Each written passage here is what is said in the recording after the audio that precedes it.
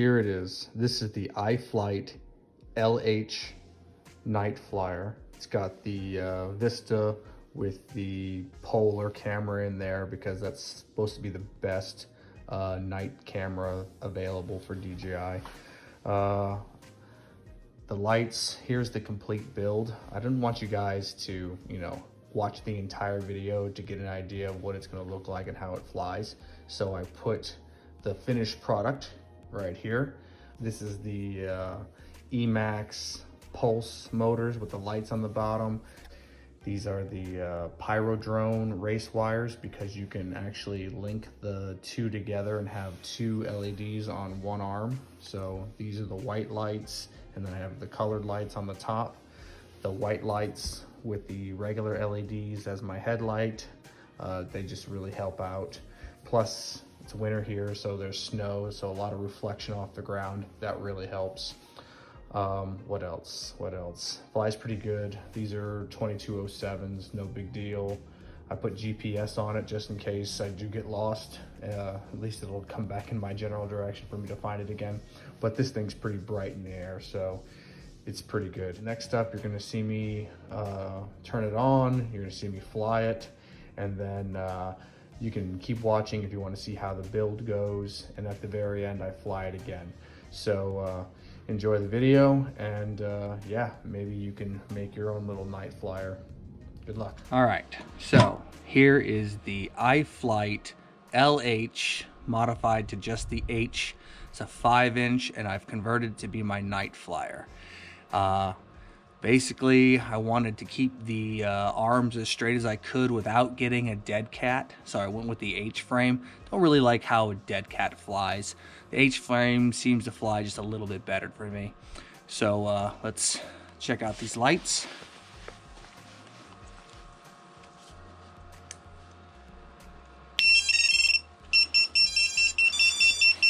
All right, looks pretty good. All right, let's go for a flight.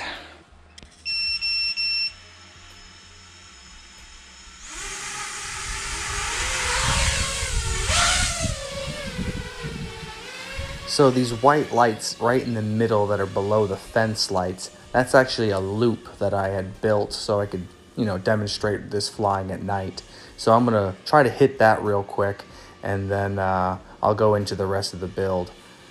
First time go, got lucky, I guess.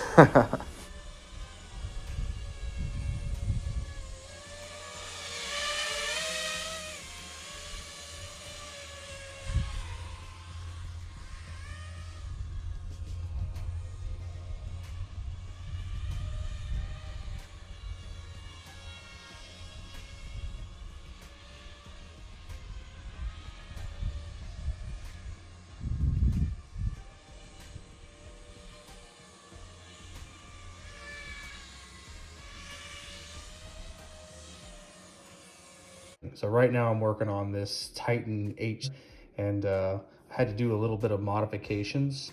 The standoffs were actually this big, right? So they went on to that little guy right there, and I couldn't fit a Vista in that thing.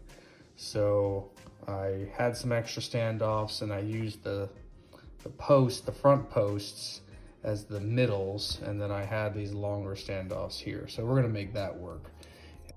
I got the ESC installed. This was a pain in the ass because I wanted to use this Kyoto ESC and flight controller combo, but it had 3 M3 mounting screws that were already pre-installed, and the holes on the gummies are really big, and this frame, this iFlight, I think they call it an H or an H5, an LH, that's what it is. The iFlight LH frame, it has M2 mounting and M3 for a 30mm, and I wanted to use the 20mm. So I had to pull out a mixed match set. So I've got this Airbot, I think it's a 40 or a 45 amp ESC 32-bit.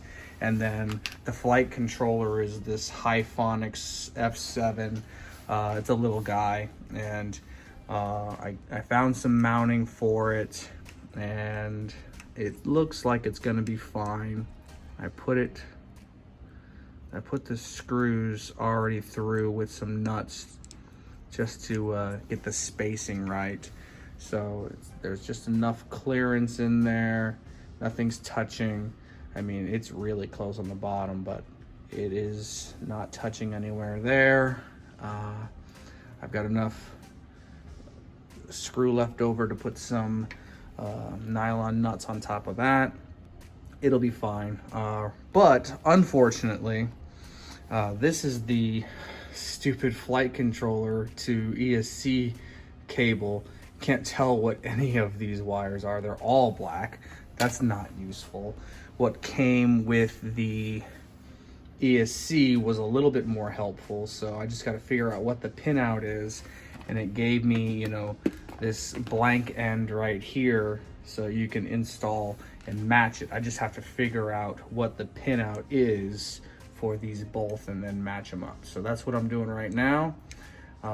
As you can see, I got the motors mounted. So these are the Emax Pulse, I believe that's what they call them, with the LEDs on the bottom. We're gonna run LEDs on the arms, LED headlights on each side here. It's gonna be pretty bright. So stay tuned. So we got all the ESC race wire and LEDs all wired up to the motors. I had to do some research to figure out what the pinout was, since there was no diagram. I think I found it. I'm gonna test the continuity between the what I think is the VBAT to the actual VBAT plug. I'll let you see the lights real quick. Get a battery. This is just the race wire LEDs, so you can actually bridge them here and have two different race wire LEDs on one arm. I'll show you how that is.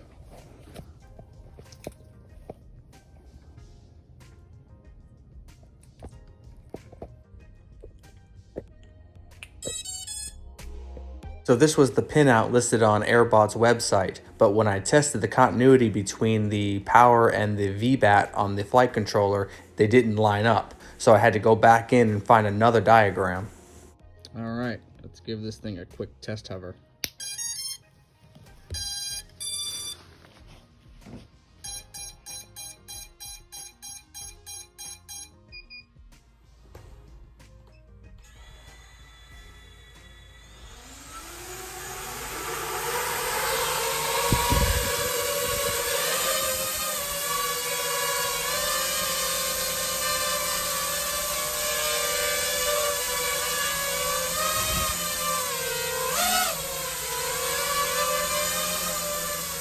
Looks good.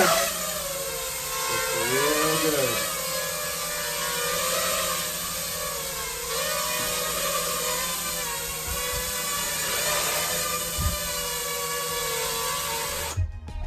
So I got snow all over the lens of the flight I showed you where I was going through the loop. So I had to go back out and fly again. And this gives you an idea of how much reflection I had on the snow and you know, how much light that the LEDs produce. It wasn't bad. There's a little bit of glare from the LEDs at the bottom of the lens. I bet if I put a lens protector on there, I bet I could shadow that out and probably look a little bit better too.